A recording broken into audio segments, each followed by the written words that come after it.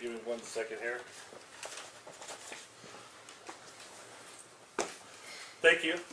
Thank you all for coming out. Can you all hear me okay? Mm-hmm. Yes, sir. Because I might not use the microphone because sometimes it just messes with my hands and everything. First of all, I want to thank Emmanuel and Sacramento Poetry Center for having me. I've been reading for a long time, and poetry has always been my therapy. High school, you know, I started writing back in 7th grade, short stories, but always been my therapy. And then when my mom contracted cancer, it really helped me get through her sickness. And then my dad, with his skin cancer, dialysis, and everything, it helped. And it just helped with relationships as well. I've had some hard things happen with my life, and I just get to write through them and kind of live them and kind of go through them. So my influence is Robert Frost. I just wanted to read this, one of his quotes.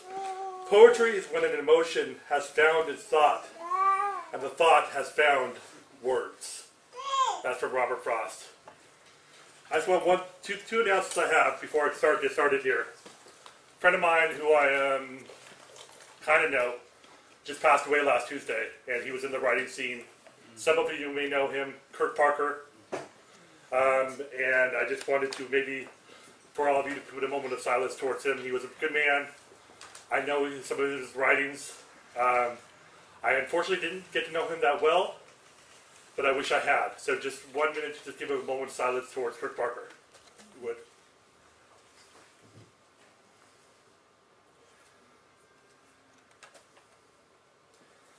Okay, and then, he wouldn't really like that long, but secondly, I have a friend of mine who was going through some hard times. She had a friend of hers, a roommate of hers, leave on her within just 2 days' notice and not even giving her any rent or everything like that.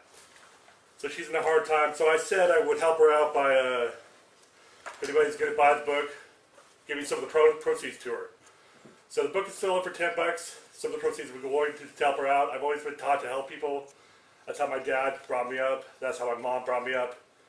To give a little, you get a little. So if you guys are going to be buying the book, it's not just going to be full of good poetry, good relationships. It's also be helping somebody else help. So it'd be good help to do that if you are interested. All right. So I'm going to start with a poem that I wrote a while back. Had to deal with my mom. When she was going through cancer, she couldn't really speak of volumes how much it affected her. She had breast cancer. So this is how I was speaking for her. This is called My Mother Speaking Through Me. You did not knock or ring the doorbell. You just barged in without warning. You asked for one of my breasts. I fought you. I tried to conquer your power. But soon I gave in. You proceeded to take one of my breasts and leave. You show signs of returning. Lump on my left breast. Throbbing aches. 11 years passed without a word between us. Yes, I thought you were gone for good. Then again you returned. No warning, stronger than ever. Wanting, demanding my whole body. You slowly took my luscious hair, strand by strand. Next you requested I give you my strength. Once again I resisted, but you overpowered me. Before long my arms hung limp, my legs lifeless. No matter the medicines, the therapy, the praying I did, you were still there, standing over me, laughing. Finally you ordered for my soul. I screamed no, but you sucked it right out of me like a vacuum. After 3 years of torture, you asked for my life. I did not care anymore. There was not anything worth living for. I did not fight, just let you take me. But you were not finished. You commanded my spirit, but that you cannot have. It is mine and mine alone.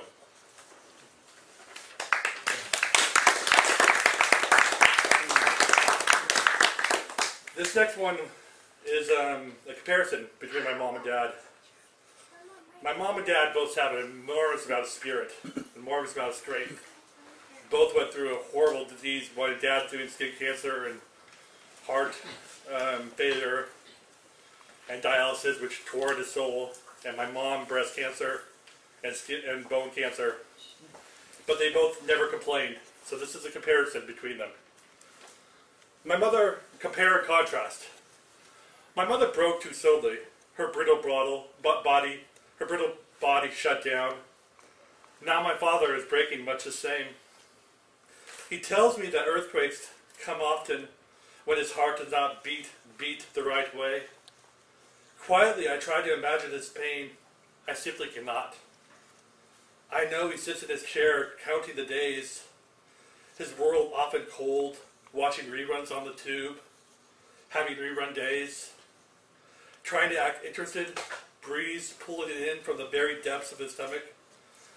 When my mother contracted cancer the second time, she lost strength from radiation, ached at every turn, appetite dwindled. She would often count down the days, much like my dad does. One breast missing, much more missing though. She wondered what to do with her free time. I want to hold my father, but don't know how, fearing I might hurt him. Good night, wondering if it was the last one I will say to him. With my mother, I had wanted to keep all her years. Remember how she was, how beautiful, how gentle, how caring. But all I seemed to retain were her dying years. With my father, I don't even attempt. More and more, I see as I look at my father, I see more of the same. More aches, more twinges, more grimaces. Slower walking, slower breathing. Slower walking, slower breathing. Slower nights, slower days. It comes forever apparent that there is too much comparison, no contrast.